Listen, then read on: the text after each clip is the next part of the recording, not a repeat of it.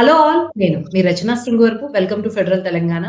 National sample survey conduct చేస్తూ అంటే parents తమ పిల్లల చదువు కోసం ఎంత ఖర్చు పెడుతున్నారన్న విషయం మీద సర్వే చేసింది.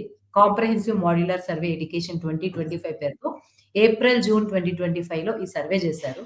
దీంట్లో మాక్సిమం అన్ని స్టేట్స్ కూడా గవర్నమెంట్ స్కూల్స్ మీద చేసే స్పెండింగ్‌తో పోలిస్తే ప్రైవేట్ ఇన్‌స్టిట్యూషన్స్‌లో పిల్లల మీద ఖర్చు పెట్టేది చాలా ఎక్కువగా ఉంది. అలా అత్యధికంగా ఖర్చు పెట్టే రాష్ట్రాల్లో తెలంగాణ పేరెంట్స్ కూడా టాప్ ప్లేస్‌లో ఉన్నారు. ముఖ్యంగా ఈ ఖర్చును చూసుకుంటే గవర్నమెంట్ స్కూల్స్‌లో రూరల్ ఏరియాస్‌లో రూ. 2,286 అలాగే అర్బన్ ఏరియాస్‌లో రూ. 3,963 జస్ట్ గవర్నమెంట్ స్కూల్స్‌కి ఖర్చు పెడితే, అదే మనం ప్రైవేట్ స్కూల్స్‌కి చూసుకుంటే ప్రీ ప్రైమరీకి 13,000 పైన, ప్రైమరీకి 20,000 పైన, హై స్కూల్స్‌కి హైయర్ ఎడ్యుకేషన్‌కి రూ. 30,326 అంటే ఆల్మోస్ట్ ఆల్ 10 టైమ్స్, 12 టైమ్స్ ఎక్కువ స్పెండ్ చేస్తూ ఉన్నారు ప్రైవేట్ ఇన్‌స్టిట్యూషన్స్‌లో. ఇది ఒక యావరేజ్ మీద చూసింది. ఇప్పటికి మనం చూస్తూ ఉంటే పిల్లల కోసం లక్షల్లో ఖర్చు పెట్టి ప్రైవేట్ ఇన్‌స్టిట్యూషన్స్‌లో చదివించే వాళ్ళున్నారు. సో, విద్య ఇంత ఖరీదైపోవడం గాని, ఈవెన్ తమ బడ్జెట్‌లో పిల్లల చదువు కోసం ఖర్చు పెడుతూ మిగిలిన అవసరాలు తీర్చలేని స్టేజ్‌లో కూడా ఎంతో మంది పేరెంట్స్ ఉన్నారు. దీన్ని మనం ఎలా చూడొచ్చు 2025లో?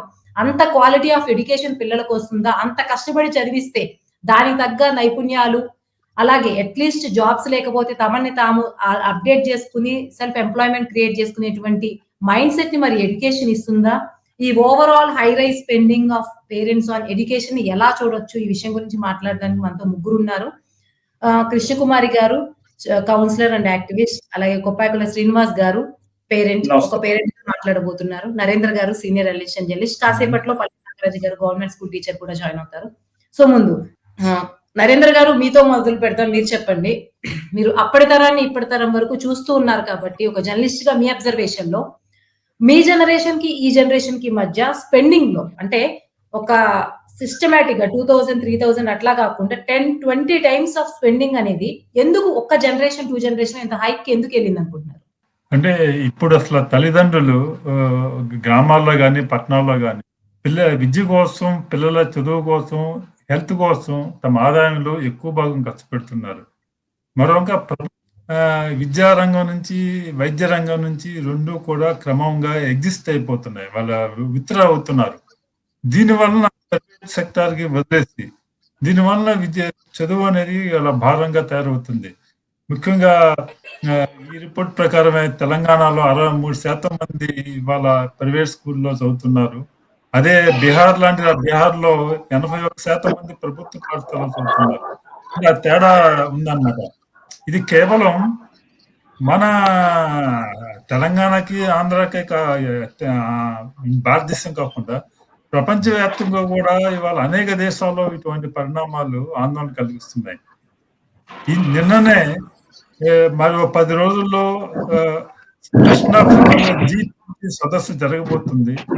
ఈ సదస్సు సందర్భంగా G20 ఒక ఆర్థిక నివేదిక విడుదల చేసింది. ఆ నివేదికలో కూడా ప్రభుత్వ ఆదాయ సంపద వ్యత్యాసాలు కేవలం కొద్ది మంది చేతుల్లో సంపద కేంద్రీకృతం కావటం వలన ప్రజలు ప్రభుత్వం యొక్క వ్యయం అనేది విద్య మీద, వైద్యం మీద, ఉపాధి మీద తగ్గిపోయింది. సామాజిక అంశాల మీద. దీనివల్ల ప్రజలకి భారం అవుతుంది. ఇది చాలా మంది తట్టుకోలేకపోతున్నది. చాలా ప్రమాదకర పరిణామం అని ఆ నివేదిక హెచ్చరించింది. అందువలన ఇవాళ చదువు ప్రభుత్వం అసలు ముఖ్యంగా తెలంగాణలో మనం చూస్తున్నాం. ప్రభుత్వ పాఠశాలలు, అనేక పాఠశాలల్లో ఏకోపాధ్యాయ పాఠశాలలు ఉండటం, ఉన్న పాఠశాలలో వివిధ కారణాల వల్ల కొత్తగా ప్రారంభించాల్సి పోయి ఉన్న వాటినే మూసివేయటం జరుగుతోంది. అందువలన ఈ పరిస్థితులు ఏర్పడుతున్నాయని మనం చెప్పొచ్చు. ఓకే. థ్యాంక్ యూ నరేంద్ర గారు. మనతో పాటు పల్లె నాగరాజు గారు progressive teachers federation union president కూడా జాయిన్ అయ్యారు. Next moving on to this, Srinivas గారు ఒక పేరెంట్ గా మీరు ఈ పరిణామాన్ని ఎలా చూస్తున్నారు? నమస్కారం అండి. ప్రైవేటు స్కూళ్లలో విద్య అంటే పేరెంట్స్ అందరూ పిల్లలు పెరగడానికి కారణం ఏంటంటే ప్రభుత్వ స్కూల్స్ మీద నమ్మకం లేకపోవటము, తర్వాత ఆ నమ్మకం కలిగించే చర్యలు ప్రభుత్వం గాని స్కూల్స్ గాని తీసుకోలేకపోవడం. ఈ 2 ప్రధాన కారణాలు.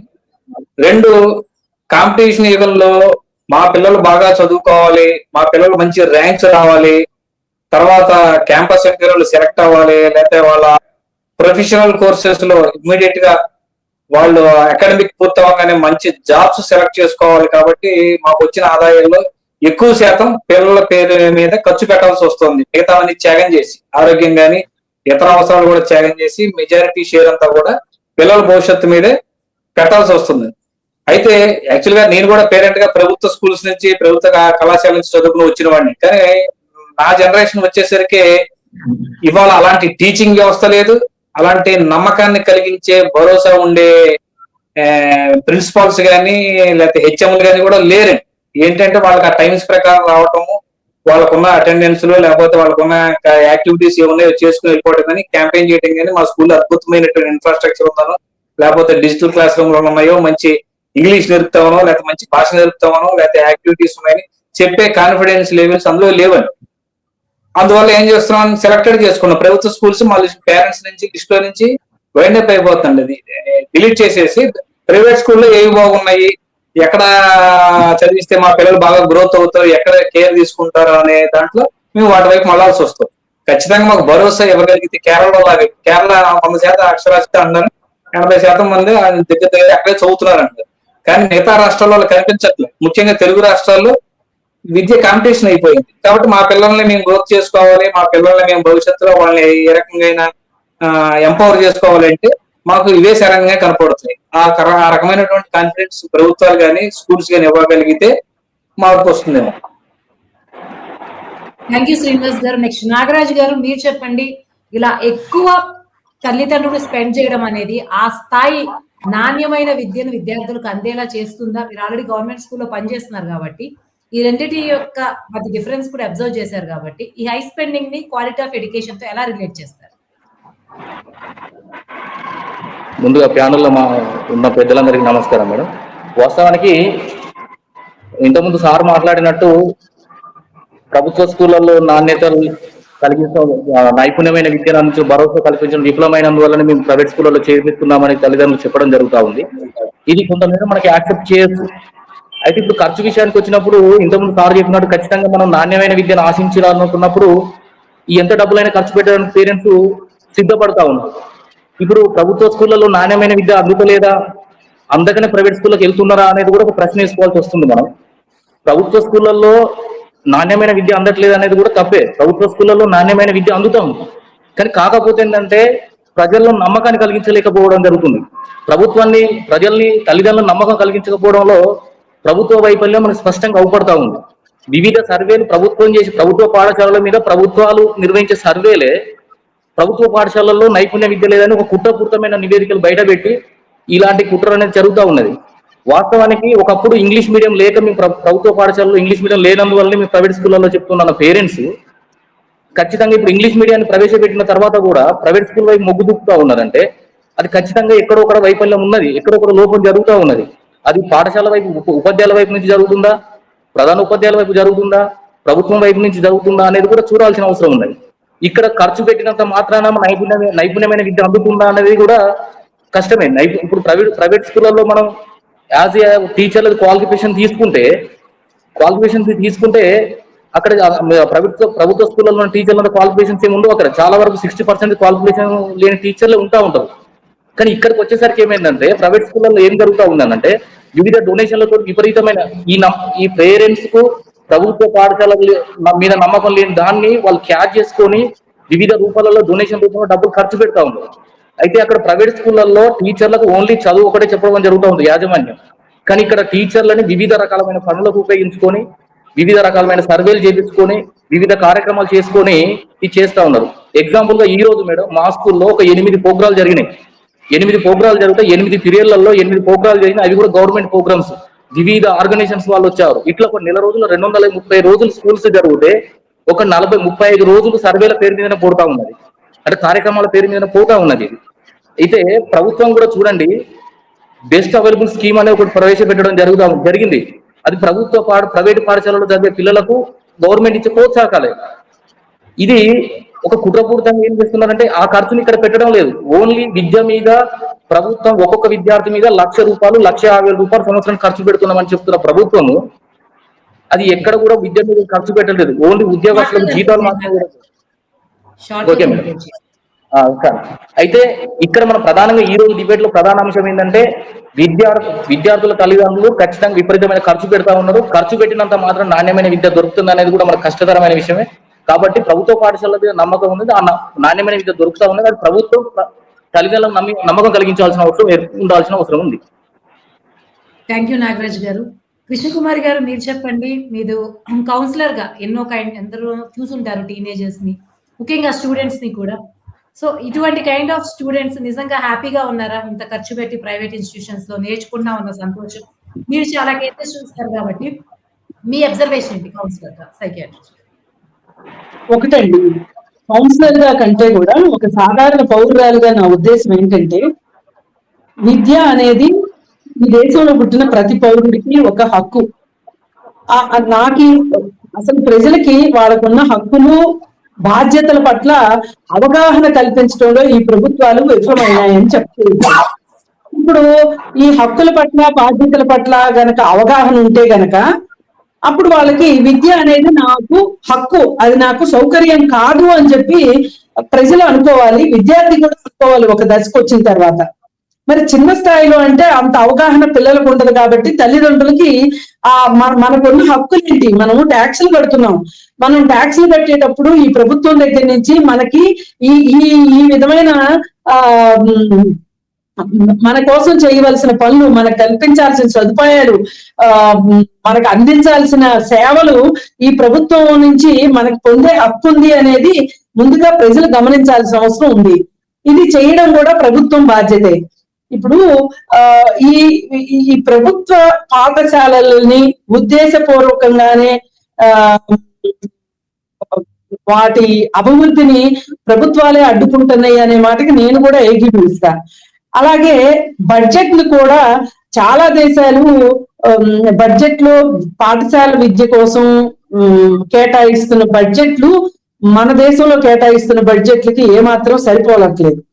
అలాగే దీనిలో మళ్ళీ పైగా మిడిమేళం లాగా ఈ సంక్షేమ కార్యక్రమాలు ఏవైతే ఉన్నాయో, విద్యలో సంక్షేమ కార్యక్రమాలకి పెట్టే డబ్బులు అంటే ఫర్ ఎగ్జాంపుల్ విద్యాదానం అని, విద్యా దీవెన అని, అమ్మ దీవెన అని ఇట్లాంటి కొన్ని కార్యక్రమాలు వస్తున్నాయి కదా, వాటి వల్ల వాటికి పెట్టే డబ్బులు ఏవైతే ఉన్నాయో వాటిని ప్రభుత్వ స్కూల్స్ లో చదివే పిల్లలకి మాత్రమే వర్తింపజేస్తాయి.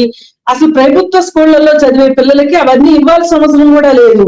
ఎందుకంటే మన స్కూళ్లలో పుస్తకాలు ఇస్తున్నారు, యూనిఫామ్ ఇస్తున్నారు, మధ్యాహ్నం భోజనం పెడుతున్నారు, ఉచితంగా విద్యను అందిస్తున్నారు. ఇంత చేస్తున్నప్పుడు అసలు ఇంకా ఇవ్వాల్సిన అవసరం ఏంటి? ఆ డబ్బులు ఏవైతే ఉన్నాయో మన ప్రాథమిక పాఠశాలల్ని అభివృద్ధి చేయడానికి, అలాగే మిడిల్ స్కూల్ అభివృద్ధి చేయడానికి, హయ్యర్ స్కూల్స్ ని అభివృద్ధి చేయడానికి బడ్జెట్ ని పెంచి మనం ప్రజల్లోకి తీసుకెళ్లాల్సింది ఏంటి అంటే, ప్రభుత్వం చెయ్యాలి, మీడియా కూడా చెయ్యాలి. మీడియా బాధ్యత ఉంది ఇక్కడ. ప్రభుత్వానికి ఆ బాధ్యత లేకపోయినా మీడియా గుర్తు చేస్తూ ఉండాలి.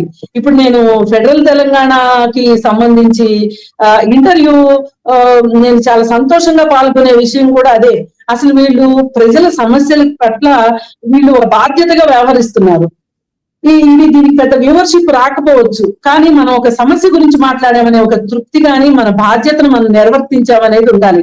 అలాగే టీచర్స్ కూడా, గవర్నమెంట్ స్కూల్ టీచర్స్ కూడా వాళ్ళ స్కూల్లో ఉత్తీర్ణత స్థాయి తర్వాత ఆలోచిద్దాం. ముందు అసలు స్కూళ్లలో పిల్లల్ని చేర్పించే విషయంలో కూడా వాళ్ళు ఏవైనా కళారూపాల ద్వారా కానీ లేకపోతే ఏ రకంగానైనా సరే అది చెప్పాల్సిన అవసరం ఉంది. ఎందుకంటే ఇవాళ విద్య, వైద్యము, రవాణా అనేవి ప్రభుత్వం బాధ్యత, అవునన్నా కాదన్నా ఇవి పొందే హక్కు ప్రజలకు ఉంది.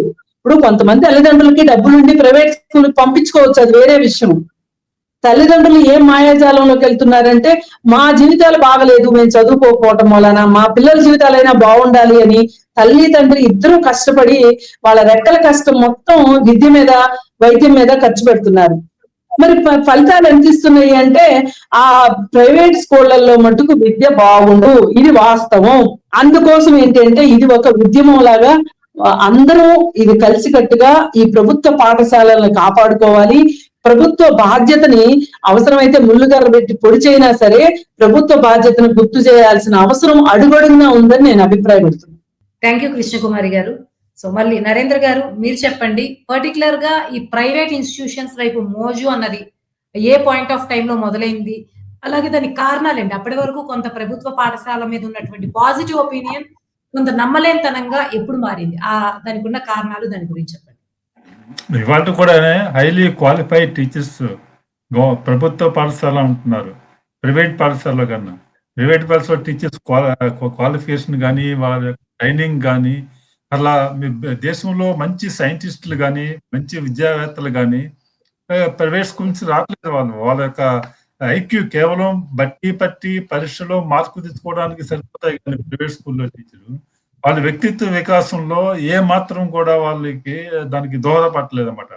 అయితే ప్రభుత్వ పాఠశాలలు ఈ ప్రైవేట్ కళాశాలలు అనేవి విద్యా సంస్థలు అన్ని వ్యాపార సంస్థలుగా మారిపోయి అది ప్రభుత్వంలో అధికారంలో ఉన్న వాళ్ళే ప్రతి ఎమ్మెల్యే మంత్రి కూడా ఈ ప్రైవేట్ విద్యాసంస్థల యొక్క యజమానులుగా తయారవుతూ వాళ్ళకి వెస్టెడ్ ఇంట్రెస్ట్ తో ఉద్దేశపూర్వకంగా ప్రభుత్వ పాఠశాలని నిర్వీర్యం చేసి అక్కడ ప్రమాణాలను తగ్గిపోవడానికి కారణం అవుతున్నారని చెప్పొచ్చన్నమాట. దానివల్ల వాళ్ళ ప్రైవేట్ కూడా అన్ని కూడా గుత్తాధిపత్యంలాగా కొద్దిమంది చేతుల్లో బందీలైపోతున్నాయి. ఉదాహరణకి ఇంటర్మీడియట్ ఎడ్యుకేషన్ మొత్తం కూడా కేవలము 2 సంస్థలు మొత్తం కూడా వాళ్ళ ఆధిపత్యం వహిస్తున్నారు ఆ తెలుగు రాష్ట్రాల్లో. కాబట్టి ఇది ఒక కుట్రపూరితమైన విధంగా జరుగుతుంది. ఈ దేశంలో ప్రాథమిక విద్యకి అత్యంత ఎక్కువ ప్రాముఖ్యత ఇచ్చి విద్యలో నాణ్యత, పాఠశాల విద్యలో ముఖ్యంగా నాణ్యత పెంచాలని ఇద్దరే ముఖ్యమంత్రులు నా దృష్టిలో తీవ్రంగా కృషి చేశారు. మొట్టమొదట కళ్యాణ్ సింగ్ ఉత్తరప్రదేశ్ ముఖ్యమంత్రిగా ఆనాడు ఉత్తరప్రదేశ్ లో మాస్ కాపింగ్ చేసి ప్రతి స్కూల్లో కూడా వాళ్ళ సర్టిఫికేట్ విలువ లేని టైంలో ఆయన ముఖ్యమంత్రికి అయిన వెంటనే పరీక్షలు గట్టిగా నిర్వహించి 4,000 మంది కాపీలు ఎలా చేస్తున్న టీచర్ని ఆయన అరెస్ట్ చేసి అక్కడ విద్యా ప్రమాణంలో మెరుగుపడటానికి ప్రయత్నిస్తాడు. అదేవిధంగా ఇవాళ ఎంతో వెనుకబడిన బీహార్ ప్రాథమిక విద్యలో దేశంలోనే 80% విద్యార్థులు ప్రభుత్వ పాఠశాలకు చదువుతున్నారు. అలాగే దేశంలో అనేక రాష్ట్రాల కన్నా నాణ్యతమైనటువంటి విద్యను అందిస్తున్నారంటే దానికి నితీష్ కుమార్ ముఖ్యమంత్రి కాగానే స్వయంగా పాఠశాలలో ఇన్స్పెక్షన్ చేసి పాఠశాలలో విద్యా ప్రమాణాల కోసం ఆయన చాలా శ్రద్ధ చూపించారు. అని చాలా మంది రాజకీయ నాయకులు హెచ్చరిక చేశారు. టీచర్లే రాజకీయవేత్తలు గ్రామాల్లో వాళ్ళతో మీరు తగాదా పెట్టుకుంటే మీ రాజకీయాలకు ముప్పు వస్తుందని అయినా కూడా ఆయన లెక్క చేయకుండా చేశారన్నమాట. ఈ విధంగా ప్రభుత్వాలు తమ యొక్క బాధ్యతగా గుర్తించాలి. ఎడ్యుకేషన్ అండ్ విద్య గురించి ప్రభుత్వాలు ఇవాళ పట్టించుకోకుండా ఉద్దేశపూర్వకంగా కార్పొరేట్ సంస్థలకు వదిలేస్తూ ప్రైవేట్ వాళ్ళకి వదిలేస్తూ దాన్ని వ్యాపార సంస్థలుగా మార్చేస్తున్నారు. దానివల్ల మొత్తం విద్యారంగం ఇవాళ సంక్షోభంలో చిక్కుంటుందని చెప్పవచ్చు. థ్యాంక్ యూ నరేంద్ర గారు. శ్రీనివాస్ గారు, ఒక పేరెంట్ గా చెప్పండి, ఇప్పుడు పేరెంట్స్ మీద ఈ బర్డెన్ తగ్గించడానికి ఒక పేరెంట్ గా మీరు గవర్నమెంట్ స్కూల్స్ లో గవర్నమెంట్ ఇన్స్టిట్యూషన్స్ లో ఎటువంటి రిఫార్మ్స్ వస్తే ఒక పేరెంట్ గా మీరు చూసిన దాని ప్రకారం నమ్మకం పెరుగుతుంది అనుకుంటున్నారు? ప్రైవేట్ దాంట్లో అంత స్పెండ్ చేసే బదులు గవర్నమెంట్ ఇన్స్టిట్యూషన్స్ కి పిల్లల్ని పంపించడానికి ఎప్పుడు ఆసక్తి చూపిస్తారు? మీరు ఎటువంటి మెజర్స్ ఎక్స్పెక్ట్ చేస్తున్నారు? డెఫినెట్ గా అండి, ఇప్పుడు జనరల్ గా తల్లిదండ్రులుగా ఇవి ఇప్పుడున్న పరిస్థితుల్లో పిల్లల్ని చదివించడం అనేది అత్యంత భారంగా ఉన్న పరిస్థితి వాస్తవం. ఒక్కొక్క పిల్లవాడి మీద నెలకి 10 నుంచి 15 వేలు ఖర్చు పెట్టాల్సి వస్తుంది. అదే ప్రాథమిక స్థాయిలో అయితే 5 నుంచి 6 వేలు. దీనికి సమాజంలో అనేక రకాల అసమానతలు ఉంటాయి. పేదవారు ఉంటారు, మధ్యతరగతి వాళ్ళు ఉంటారు, ఉన్నత వర్గాల వాళ్ళు ఉంటారు. ఇలాంటి వేరియేషన్స్ ఉన్నాయి. కాబట్టి పిల్లల్ని ప్రభుత్వ పాఠశాలలకి మళ్లించాలి అంటే క్యాంపెయిన్ బాగా ఉండాలి. ఇప్పుడు మేము మా పిల్లల్ని జాయిన్ చేయాలి అంటే శ్రీ చైతన్య, నారాయణ తెల్లారు లేచి వాళ్ళు మా ఇంటి చుట్టూ తిరుగుతుంటారు. మాకు ఇన్ని మార్కులు వచ్చినాయి, ఇన్ని ర్యాంకులు వచ్చినాయి, కేర్ ఉంటుందని లేదని. అలా ప్రభుత్వ పాఠశాల నుంచి ఉండదు. ప్లస్ మాకు భరోసా అనేది కల్పించలేరండి. మేము బాగా చదివిస్తామండి, లేకపోతే మేము కేర్ తీసుకుంటాం, మంచి ర్యాంక్స్ వచ్చినాయి, ఎంత పర్సంటేజ్ వచ్చింది, ఎన్ని ఫస్ట్ క్లాసులు వస్తున్నాయి, లేకపోతే ఎంత గ్రోత్ ఉంది అనేది చెప్పేవాళ్ళు లేరండి. 2 తర్వాత ప్రభుత్వం నుంచి కూడా ఎంకరేజ్మెంట్ అనేది కూడా తల్లిదండ్రులకి లేదు.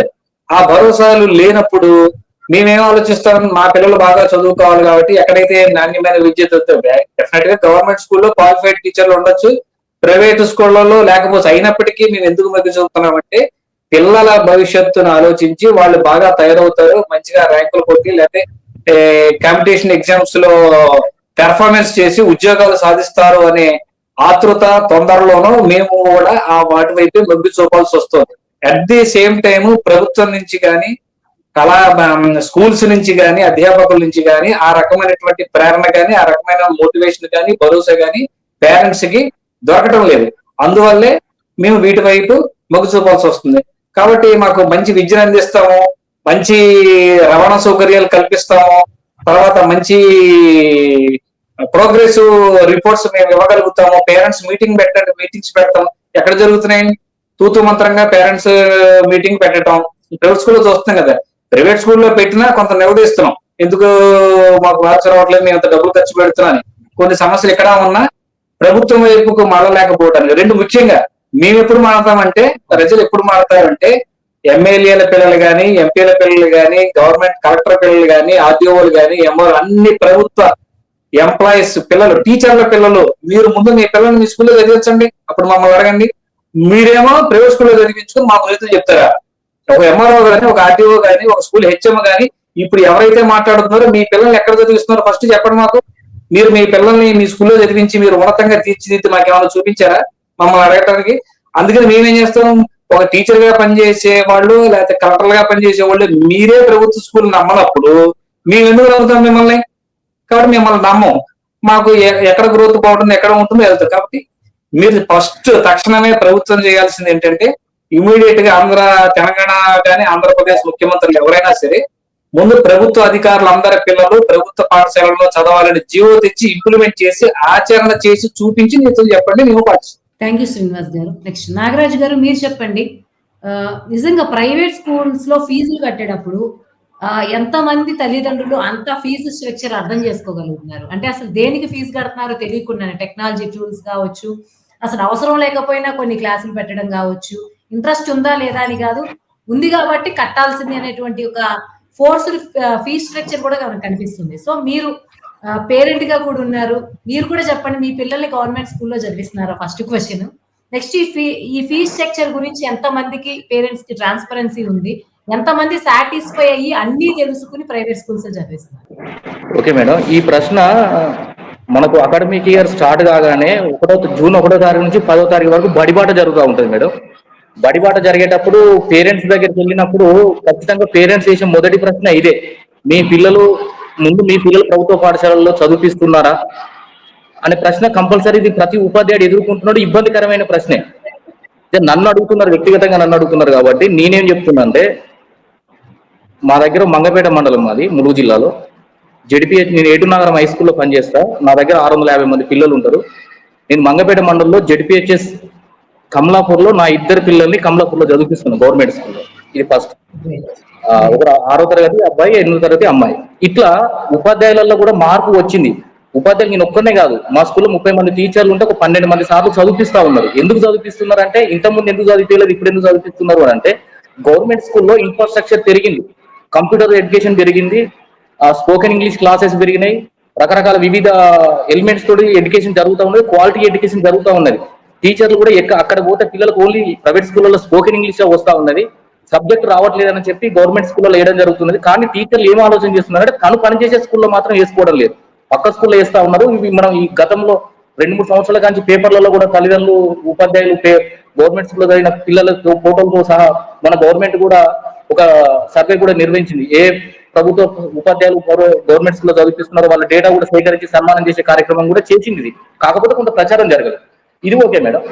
ఒకటి ఏంటంటే, పేరెంట్స్ ఖచ్చితంగా ప్రైవేట్ స్కూళ్ళల్లో క్వాలిటీ ఎడ్యుకేషన్ అందుతుందో అందట్లేదు చూడట్లేదు, కొంత ప్రిస్టేజియస్ గా పోతా ఉన్నారు. ప్రైవేట్ స్కూళ్ళల్లో ఎంత ఫీజు చెప్తే అంతే ఫీజు కడతా ఉన్నారు. 1వ-2వ తరగతి పిల్లవానికి ఐఐటి ఫౌండేషన్ అని చెప్పి ఐఐటికి ఒక 8 పుస్తకాలు చేతిలో పెట్టి 3,500 రూపాయల పుస్తకాల ఫీజు కూడా జరుగుతున్నది. ఆ 2వ తరగతి పిల్లవానికి ఐఐటి సిలబస్ ఏం అర్థం అవుతుంది? ఇది పేరెంట్స్ గమనించలేకపోవచ్చు, కానీ ఇది ఫీజు ఇష్టం వచ్చినట్టు కడతా ఉన్నారు. ఇప్పుడు క్వాలిటీ ఎడ్యుకేషన్ గవర్నమెంట్ స్కూల్లో జరుగుతూ ఉన్నది. ఇంతకుముందు సార్ చెప్పినట్టు ప్రభుత్వ ఉపాధ్యాయులు కావచ్చు, గవర్నమెంట్ ఎంప్లాయ్ భరోసా కల్పించలేకపోతున్నారు అని అంటే, ప్రభుత్వం భరోసా కల్పించలేకపోతున్నారు అనేది నేను మొదటి నుంచి అడుగుతూనే ఉన్నా. బడిబాట కార్యక్రమంలో ఖచ్చితంగా ప్రజాప్రతినిధులు పాల్గొనాలి. ప్రభుత్వ పాఠశాల ఒక్కొక్క ఎమ్మెల్యేలకు ఒక్కొక్క నియోజకవర్గం ఇన్ఛార్జ్ చేయాలని ఫెడరేషన్ సంఘాల నుంచి మేము బాగానే కొట్లాడుతూ ఉన్నాం, కానీ ప్రభుత్వం నిర్లక్ష్యం చేస్తూ ఉన్నది. ఇంతకుముందు ఇంకోసారి మాట్లాడు, ప్రభుత్వ ప్రజాప్రతినిధుల దగ్గరనే ప్రైవేట్ స్కూల్ ఉన్న తర్వాత వాళ్ళు ప్రభుత్వ స్కూల్ని ఎంకరేజ్ చేస్తారనుకోవడం చాలా విచిత్రమైన విషయమే, అది మనం ఆశ్చర్యపోవాల్సిన విషయమే. ఇంకొకటి కూడా ఏంటంటే పేరెంట్స్ కూడా మనం గమనించండి మేడం. ఒక ప్రశ్న ఇస్తాను నేను. పేరెంట్స్ ఇంటర్మీడియట్ వరకు ప్రైవేట్ స్కూల్లో చదువుతా ఉన్నారు, ప్రైవేట్ కాలేజీలో ప్రైవేట్ స్కూల్లో చదివిస్తూ ఉన్నారు. ఎంబీబీఎస్ సీట్ కావచ్చు, ఇంజనీరింగ్ సీట్ కావచ్చు, గవర్నమెంట్ ఇన్స్టిట్యూషన్ లో రావాలని కోరుకుంటా ఉన్నారు. పిల్లల్ని గవర్నమెంట్ ఇన్స్టిట్యూట్ లో సీట్ రావాలని కోచింగ్ సెంటర్లు పంపిస్తా ఉన్నారు. అక్కడ ఉన్న భరోసా, అక్కడ ఉన్న గవర్నమెంట్ ఇన్స్టిట్యూషన్ మీద ఉన్న భరోసా, నమ్మకం ప్రాథమిక స్థాయిలలో పాఠశాలలో ఉన్న ఉపాధ్యాయులు పాఠశాల మీద ఎందుకు నమ్మకం లేకపోతున్నది? వివిధ కాంపిటీషన్ ఎగ్జామ్స్ గ్రూప్ 1 మొన్న రిజల్ట్ వచ్చింది కదా, అందులో 70%, 50% ప్రభుత్వ స్కూళ్ళల్లో 10th క్లాస్ వరకు చదివిన విద్యార్థులకు వచ్చినాయి. ఇక్కడ ప్రచారం కల్పించడం విఫలం అవుతున్నాం. గవర్నమెంట్ స్కూల్లో చదవడం పిల్లలకి ఏం నైపుణ్యం లేదని కాదు. ఇప్పుడు మీరు ఓన్లీ అకాడమిక్ స్టాండర్డ్ లో పెడితే ఏమో అటెంప్ట్ కావచ్చు, అని కాంపిటేటివ్ ఎగ్జామ్ లో ఖచ్చితంగా ప్రభుత్వ పాఠశాల పిల్లలు ముందంజలో ఉంటున్నారు ఎక్కడ జరిగినా కూడా. ఎందుకు అంటే ఒకప్పుడు మీరు చూసిన టీచర్లు వేరు కావచ్చు, ఇప్పుడు ఉపాధ్యాయులు కూడా చాలా కమిటెడ్ గా పనిచేస్తా ఉన్నారు, ఉపాధ్యాయులు కూడా చాలా బాధ్యతగా పనిచేస్తా ఉన్నారు. ఇంకోటి సార్ ఇంతకుముందు PTM parents teacher meeting government ప్రతి నెల 2వ శనివారం రోజు 3వ శుక్రవారం రోజు పెట్టాలి. అది పెడుతున్నాం, కానీ పేరెంట్స్ ఎక్కడ వస్తా ఉన్నారు? రావట్లేదు కదా. పేరెంట్స్ ఎప్పుడు కూడా పిల్లవాడిని కొట్టి దెబ్బ తగిలినప్పుడు మాత్రమే వస్తున్నారు తప్పితే చదువు రావట్లేదు అని ఇప్పుడు కూడా పేరెంట్స్ రావట్లేదు. ఇది ప్రభుత్వము భరోసా కల్పించవలసిన అవసరం ఉన్నది. ఇంతకుముందు బడ్జెట్ లో 6% కేటాయిస్తూ ఉన్నారు, 15% కేటాయించాలని కొట్లాడుతూ ఉన్నాం బడ్జెట్ లో. కేరళలో 100% ఉన్నది కదా అంటే కేరళలో 100% రిజల్ట్ ఎట్లా వస్తుందో విద్యాశాతం ఉన్నదంటే కేరళలో బడ్జెట్ లో 25% కంటే పైన కేటాయిస్తూ ఉన్నారు. ఇక్కడ ఎవరు కేటాయించట్లేదు.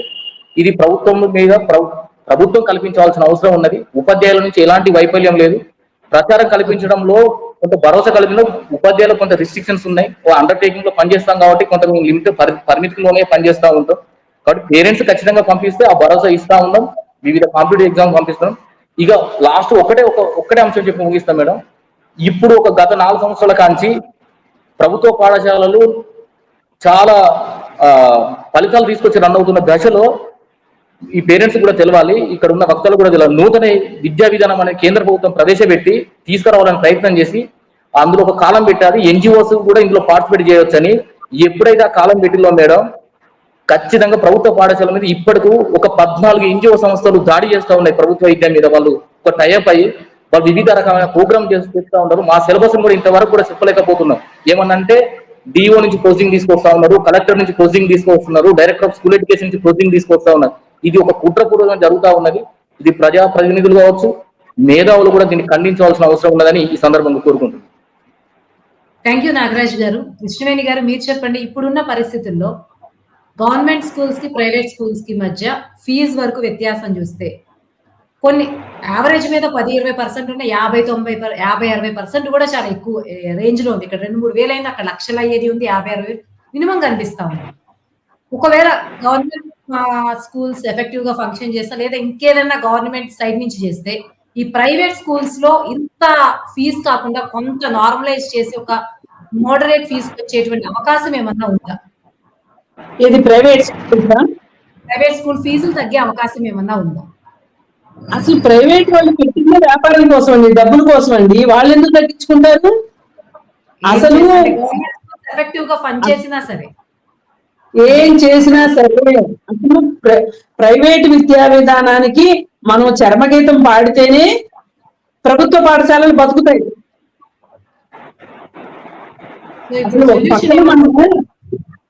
పక్కన మనము ప్రైవేట్ విద్యా విధానానికి అవకాశం ఇచ్చి మళ్ళీ ప్రభుత్వ బడులు బాగుండాలి అంటే ఎలా కుదురుతుంది? ఇప్పుడు సార్ ఒక మాట అన్నారు, ఏంటి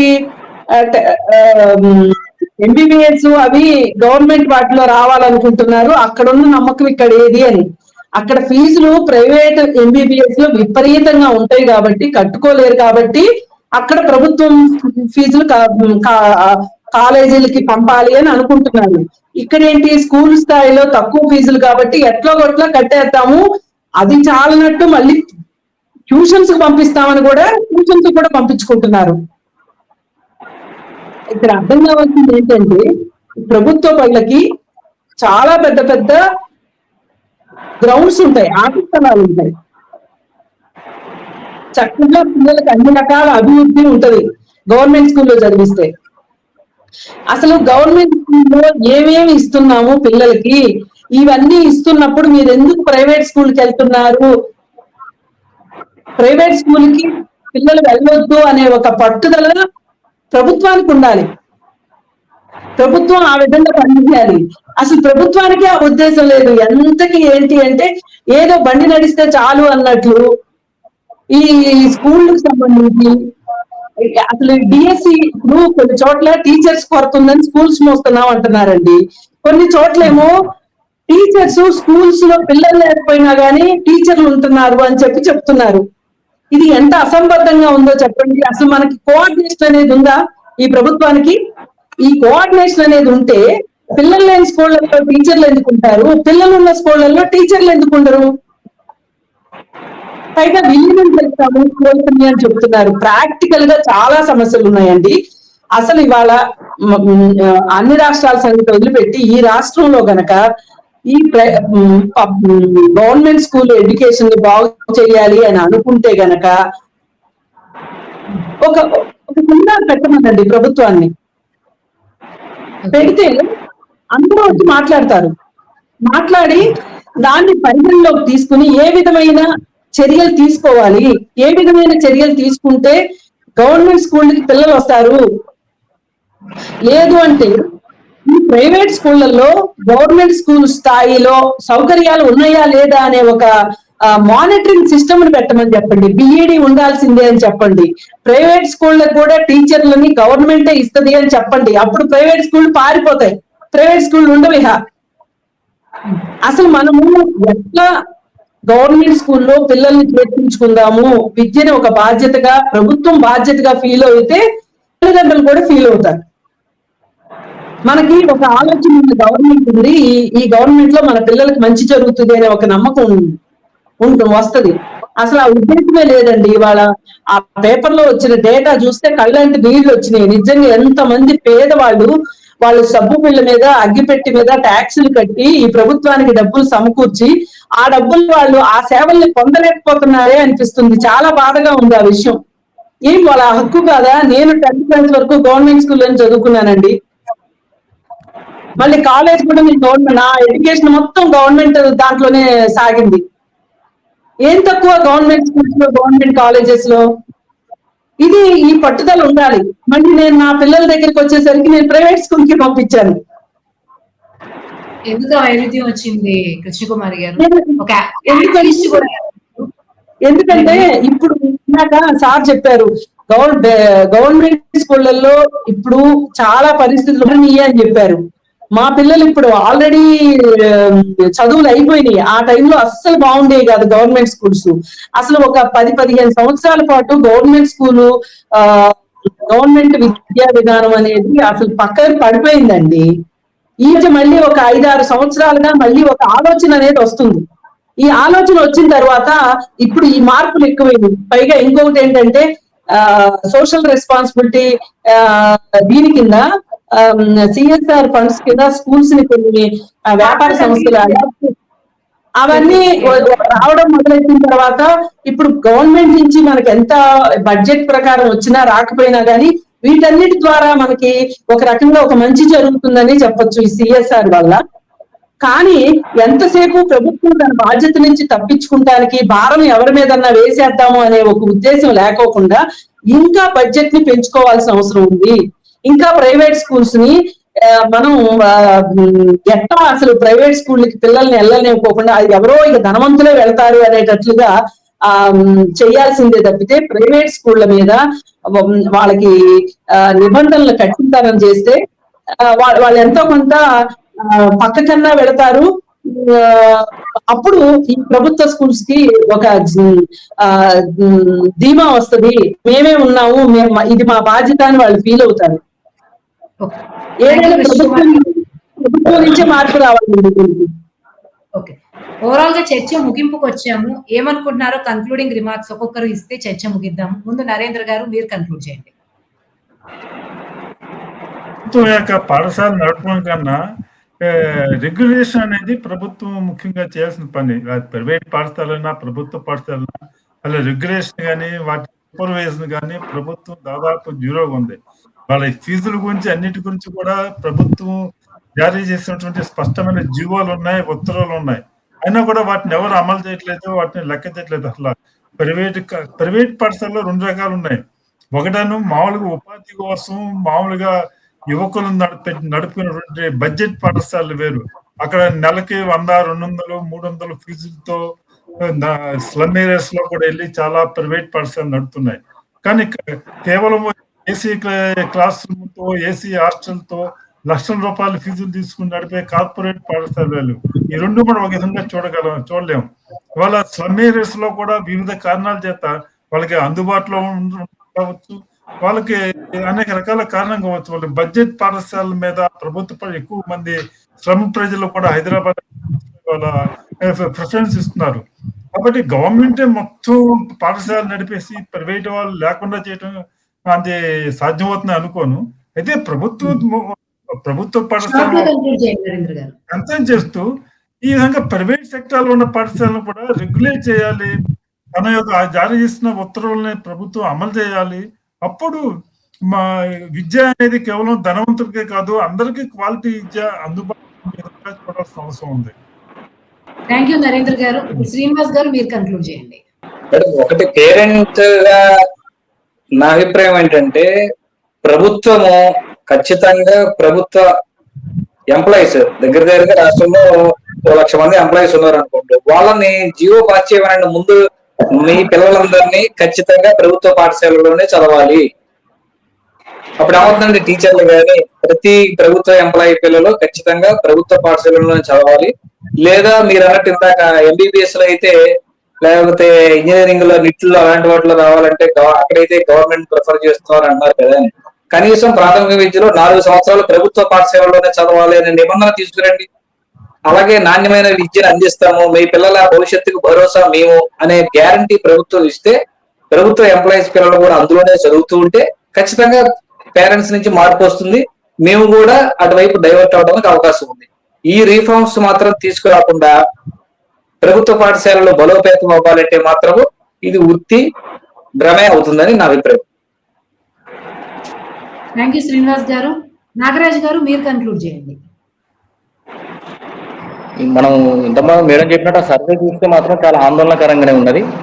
ఖచ్చితంగా ప్రభుత్వ పాఠశాలల మీద ఫీజుల మీద నిఘా పెట్టవలసిన అవసరం ఉన్నది. ఫీజు నియంత్రణ కమిటీ లాంటిది, ఒక సబ్ కమిటీ లాంటిది వేసి ఫీజు నియంత్రణ మీద నిత్యం పర్యవేక్షణ చేయాల్సిన అవసరం ఉన్నది. అదేవిధంగా ప్రైవేట్ పాఠశాలలలో విద్యార్థుల తల్లిదండ్రులు కూడా స్వచ్ఛందంగా పేరెంట్స్ కమిటీ వేసుకొని అసలు దేనికి ఎంత ఫీజు కడుతున్నామో, నిజంగా అక్కడ మనం కట్టే ఫీజుకు న్యాయం జరుగుతుందా జరగట్లేదని కొంత విశ్లేషించుకొని యాజమాన్యం మీద ఒత్తిడి తీసుకురావాల్సిన అవసరం ఉన్నది. విచ్చలవిడిగా అవసరం ఉన్నా లేకుండా ఫీజులు విపరీతంగా పెంచుకోబోతా ఉన్నారు, సంవత్సరం పెంచుకుంటూ పోతా ఉన్నారు.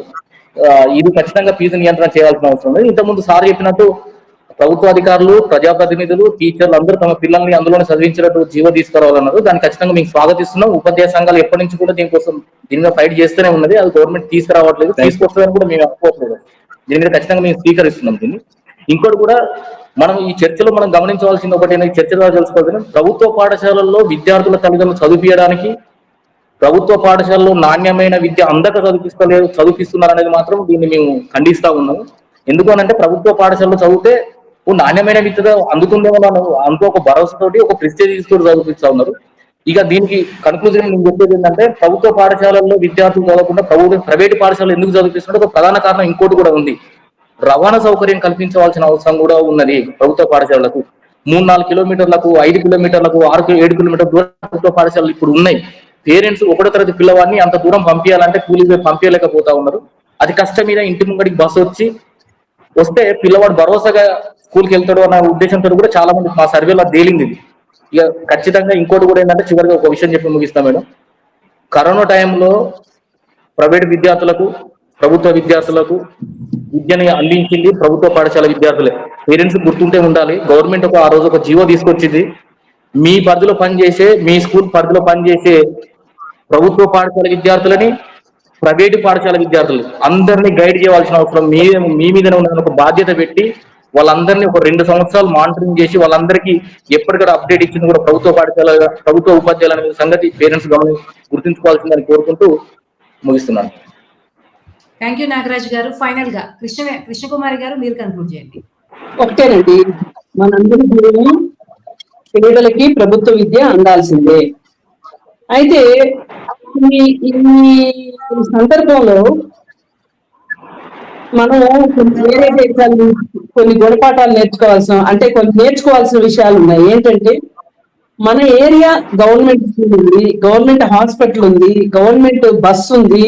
అవి ఏవైనా సరిగా అందట్లేదు అంటే, సేవలు సరిగా అందించట్లేదు అంటే, మనము ఒక లోకల్ గా మనం ఒక కమిటీ వేసుకుని మనం చర్చించుకుని అవి సరిగా జరిగేటట్లుగా మనం బాధ్యత తీసుకోవాలి. మన పార్టిసిపేషన్ ఉండాలి. పౌరుల యొక్క వాళ్ళ బాధ్యతని అంటే వాళ్ళ భాగస్వామ్యాన్ని ఈ రాజ్యాంగం అందించిన హక్కుల్ని మనం ఉపయోగించుకునేలాగా మనం పనిచేయాల్సిన అవసరం ఉంది. ఇప్పుడు ప్రజలకి గవర్నమెంట్ కి మధ్యలో ఈ ఎమ్మెల్యేలు అధికారులు వీళ్ళు ఉన్నారు.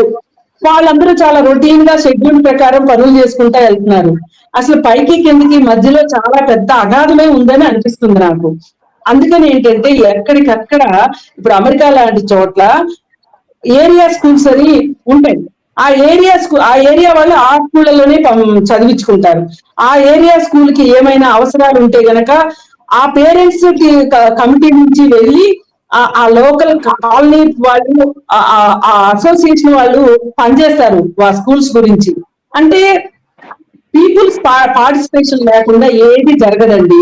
అన్ని మేము మా పనులు చేసుకుంటాము, నాకు అసలు తీరిక లేదు, ఇవన్నీ టీచర్ల బాధ్యత, ఇదంతా ప్రభుత్వం బాధ్యత, ఇదంతా ఎమ్మెల్యేల బాధ్యత అని గాలికి వదిలేసేస్తే, ఎవరికి వాళ్ళు గాలికి వదిలేసేస్తే ఆఖరికి అయ్యింది ఇది పంచాయతీ.